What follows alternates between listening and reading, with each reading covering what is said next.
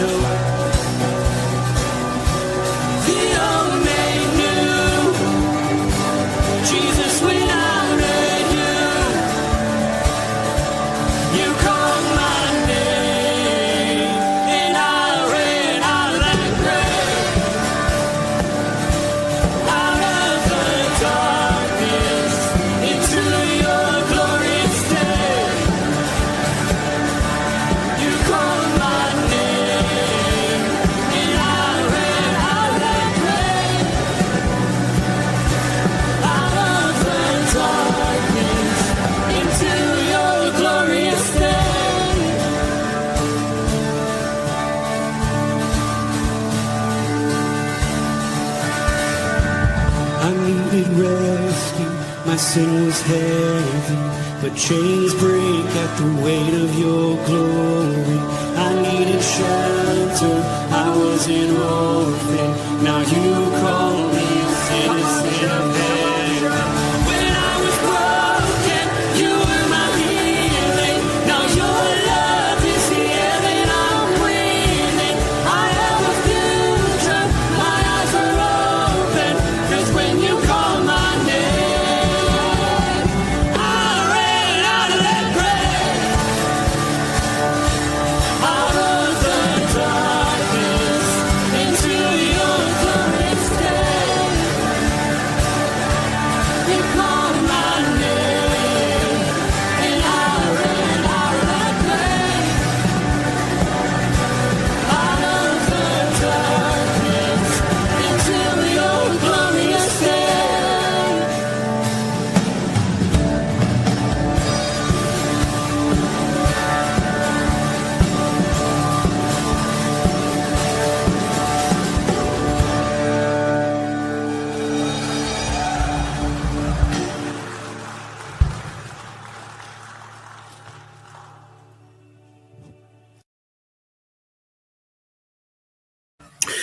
Good morning, everybody. Kind of surprised me there. It popped up all of a sudden. I didn't know what was going on. It's Tuesday. Has it only been a week already? It's crazy, isn't it? Yeah, I kind of skipped out last week on Friday, and thank you, Tom, for covering for me. We went camping, and the internet was really bad. It was it'd be great for like a minute, and then just freeze and stop for 10. And I said, I can't put myself through this, and I can't put you through this. But we made it through, and Tom covered it and was amazing, of course, as we expect. Let's before we start, let's look at all the people that showed up. It says, okay, I know this is a wrong number, but 38. I just said 38. Now it's down to 25, so it's bouncing around. Good morning, Chuck. Oh, and that's me. And Ken Gooch. Good morning, fellow brothers in arms. And we got Bert Reggiani here this morning. Good morning, Bert. And Marty. And I don't know Marty, but I'm glad you're here. And Chris Conley's here. Good morning. And Pastor Tom in the background there. Thank you again, Tom. And Dave Donnelly's here. A lot of Donnellys today. AJ Jackson Jr.'s here. Good morning, AJ. And hello again. All right. So here we are. We're doing 1 Corinthians 12, verses 12 through 20. And of course, I didn't share the screen yet, which I usually am very efficient with this goes. But the good news is it's not far away.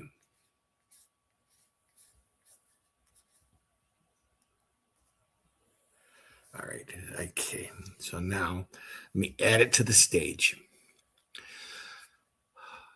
I like that better. Smaller me. It's okay. So anyway, I for some reason I got two different windows open and in one tab at each one, and it's a little trickier switching over. All right. I'm almost there. Ready? Just as the body is one and has many members, and all the members of the body, though many, are one body, so it is with Christ. For in one spirit we are all baptized into one body, Jews or Greeks, slaves or free, and all were made to drink of one spirit. For the body does not consist of one member, but many. Its foot says, because I am not a hand, I do not belong to the body. That would not make it any less part of the body. And if an ear should say, because I'm not an eye, I do not belong to the body, that would not make it any less a part of the body. If the whole body were an eye, where would be the sense of hearing? If the whole body were an ear, where would be the sense of smell? But as it is, God arranged the members of the body, each one of them, as he chose. If all were single members, where would the body be? As it is, there are many parts, yet one body. This is one of those verses that we look at and we go,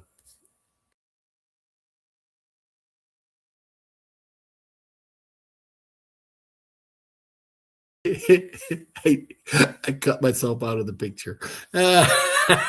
All right, I'm back. We look at these verses, and Paul's painting a picture here. He's painting a picture of what the church should be like, what the church should look like. One body with many parts. It's not a collection of individuals. The word homothumadon is used so many times for a reason. We're all of one mind, but we're not of all one gift. We're spiritually unified by Christ, but I love the diversity is a great word in this instance.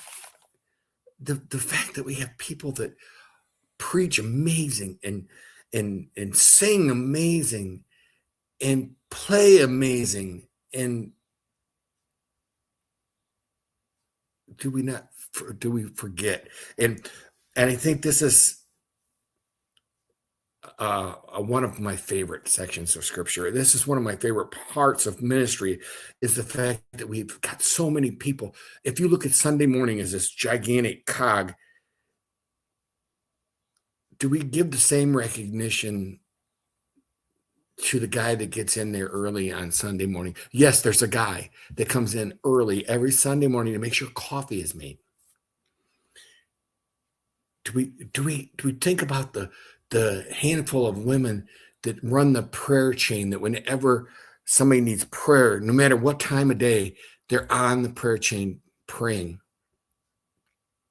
There's so many things going on in the background that we forget sometimes, that there's more to it than just the few voices that we hear every Sunday morning. Churches have to worry sometimes that, we have trouble getting volunteers, but do we celebrate the volunteers? Do we celebrate the assistant teacher of seedlings, or the girls or the ladies spend time in the nursery when they don't have children? We have a tendency to forget that every role is necessary in the body of Christ. We understand the preachers and the worship leaders, and those are amazing gifts. And we all wish we were like them sometimes, right? I mean, I would love to be able to preach like Pastor Tom. But I'm not Pastor Tom. I'm a different part of the body. I'm maybe sure, we about spiritual gifts, and for my whole life, I've taken spiritual gift assessment after spiritual gift assessment, and rarely do I get the same number. Sometimes I get evangelism high, and sometimes I get acts of service high. Nobody wants the gift of acts of service, because that means you're working hard, right? 20%, what is the old saying? 20% of the work is done by 5%, or 100% of the work is done by 20% of the people, because those people have that gift. The thing is, we have to learn. And I mean, I started writing notes last night, and that's why it might sound a little confused, because when I realized that I was on like page 4 of notes, and I'm like, there's so much here that we need to talk about. There's so many. The thing is, we need to celebrate the body, not just certain parts of the body. And it's so easy to get caught up in the certain parts of the body. We need to celebrate the entire body, that we're all of one mind, and we don't want somebody feeling like they don't count, right? And I think that's the biggest danger in all of this, is if you don't have these certain gifts that are celebrated, you feel left out, you feel unimportant. In today's church, we need to make sure people understand they belong. They belong, and their gift is important as the guy singing. Their gift is as important as the guy preaching or praying out loud. It doesn't matter, because we all have a reason to be there. God didn't do this by accident. This isn't just him giving some people gifts. He gave us all gifts. He didn't give it to just some. And we need to know that we belong. We just need to find our position. God's is intentional with people. And to me, I think this might be the thing that we forget, is he created us all with special gifts. And we're in that church for a reason. He gave us the gift that we can use in that church. And if we aren't using it, why aren't we? Is the church not being proactive in getting people? I looked at some stuff yesterday as I was thinking about this, because there's so much, just so much. And I said, regular attenders can have a tendency, it can be overlooked. And this is not anybody's fault if it's not intentional with the leadership of the church. We need to see where people fit. We need to make sure we're invitational. Not sending out an email, not getting up on the stage and making an announcement that we need people to do this or that. It's going face to face with a person and talking to them, understanding what they love and what they like. Not everybody can twist balloons. Not everybody can sing. Not everybody can preach. And eventually you'll see that person that feels left out pull back and maybe lose interest. A part of our mission is to regularly teach and reinforce that every part matters. That should be problem number one right there, or task number one. Make sure we create a clear and varied way for people to be involved. Low pressure, simple, short term, so they aren't committing to something that's 10 years long, and personal invitation. Knowing and understanding that putting your gifts into action. And I think until we start putting them into action, do we know if it's our gift or not? And the things I do now that I love, I had no idea I was going to love when I started doing them.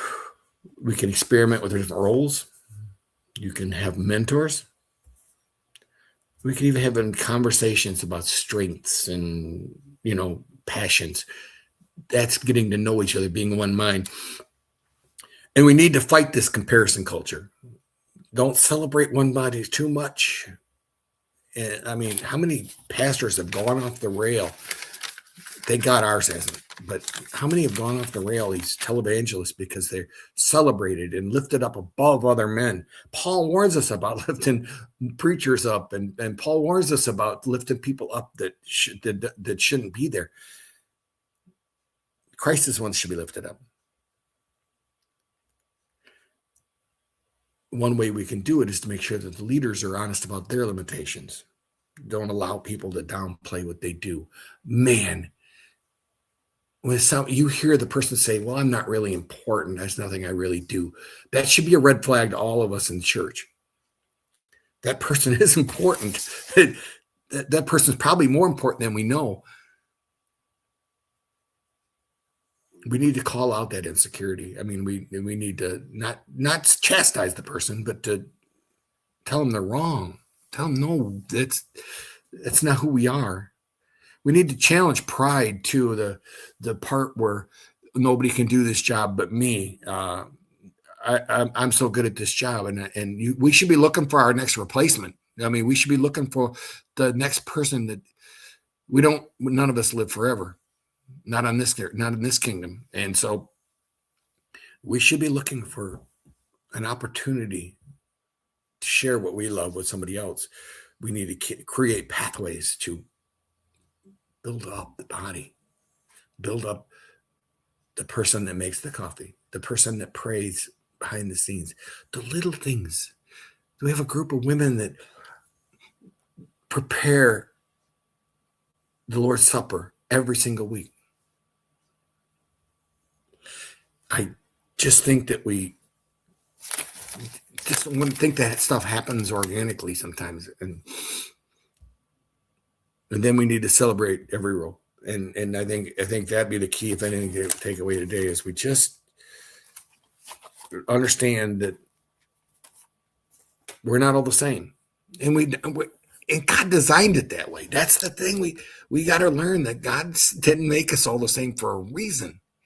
We can't have 25 worship leaders in one church. We can't have 25 pastors. We need bodies in there I guess we could have 25 pastors if you had 1,000 people. You see, there's a percentage, you know what I'm saying? That's what I'm trying to tell you. And I got more. I got so much stuff. I love the spiritual gift aspect of church. That's where we grow. And if we celebrate our gifts, embrace our gifts, we didn't pick them. We didn't pick them at all. Anyway, I'm talking way too long and I'm going to get in trouble. So have a firm view today, gentlemen, and whoever else is on, of course. And may someone see Jesus in you today. Peace.